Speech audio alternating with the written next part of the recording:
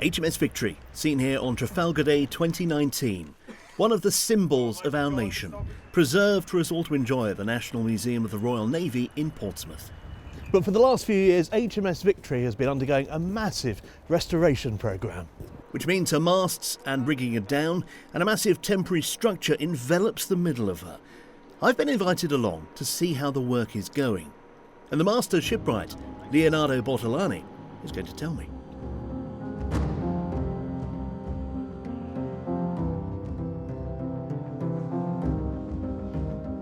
Well, Leonardo, this is absolutely fantastic to see HMS Victory like this. What exactly are we seeing here? So you are seeing the ship side of Victory with the frames exposed. So we are working on them. You see here there is a localized repair. We have another one here, and basically we are doing these small repairs for addressing small problems on the frames. So what's caused the frames, each individual piece known as a futtock, to rot so badly? Well, the outer teak planking survived quite well, but water seeped behind it and rotted the next layer, a wood called Iroko. With heat from the sun, this made the perfect conditions for the wood to rot. They are just turning into dust, and obviously this condition it doesn't extend to the whole number of frames, but is just localized with 30% of. We need to replace all those structures which show this type of decay.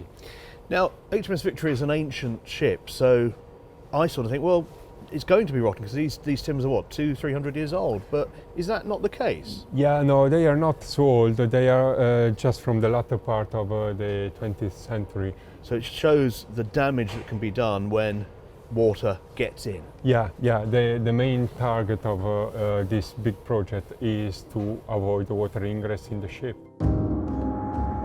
Talking of water, of course, this ship used to be surrounded by it, but not for almost 100 years. These wonderful British Gaumont newsreel pictures from the 1920s show HMS Victory afloat for the final time and coming into what is still her dry dock home.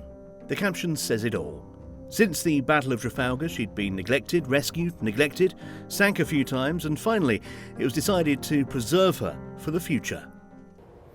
I'm on one of the lower platforms here. We're sort of ground level, just below ground level, and as you can see, these futtocks have really suffered. Look at this one, just all the way gone through. This will be coming out. In fact, most of the ones along here will be taken out.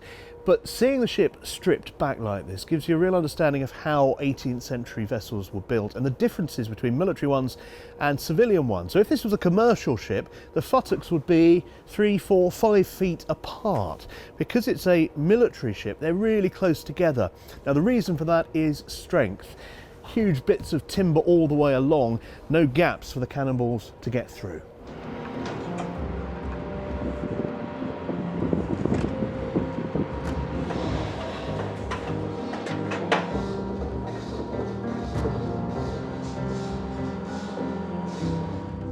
So here's the planking that's still in place towards the stern of HMS Victory. Now, to me that looks really solid, it's really thick. How can water get in? Well, the water can get in through seams. So seams are joints in between the planks, and if the caulking compound fail, you start to have small cracks developing all along the ship, and the water ingress is on, basically. Now, obviously you don't want to be doing this again in 20 years, so how are you going to solve that problem so that what you're doing here lasts a lot longer? So we are doing laboratory tests on commercial products, caulking compound, painting, and also glues. The majority of the most rotten timbers are found on the starboard side of the ship, this side. The port side has fared a lot better, and the reason for that is simply that the weather coming in from the Atlantic has battered this side and caused a lot more penetrating water damage. So how are they mending it? Simply by getting the finest quality teak and oak and painstakingly rebuilding. This building inside Portsmouth Naval Base used to be a rope shop. They made rope here.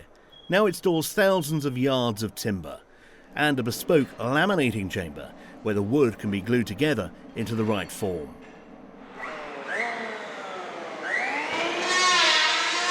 Remember those futtocks or frame? Well, this is one all glued up and being carefully shaped. Each one is individually crafted to fit perfectly into a unique part of HMS Victory. All this amazing craftsmanship, and indeed wood, doesn't come for just a few shillings. And the budget on this project's grown. We started out with a £35 million budget. It's now looking close to 45 million. We absolutely have to get this right. We've discovered some issues as we've taken off the planking. Some of it, as you rightly suggested, it was only sort of 30 years old. We need this project to ensure Victory survives for the next 50, even 100 years. And I genuinely believe if we get this right, we can make her survive for a lot longer than 50 years. And this is what drives everyone, getting it right, preserving this unique part of the Royal Navy's history for posterity.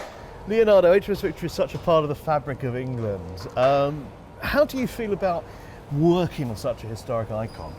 Well, I'm glad to be part of this team who is taking, making the best effort to make sure that the ship is preserved. Victory is a part of England's history, and obviously, it's in the heart of everyone here. So we must be really good at doing this. Helping Nelson defeat the French at the Battle of Trafalgar secured HMS Victory's place in history. The team at the National Museum of the Royal Navy in Portsmouth are now ensuring that history stays with us well into the future. Tim Cooper, Forces News, Portsmouth. Thanks for watching. For more from Forces News, like and subscribe to our channel.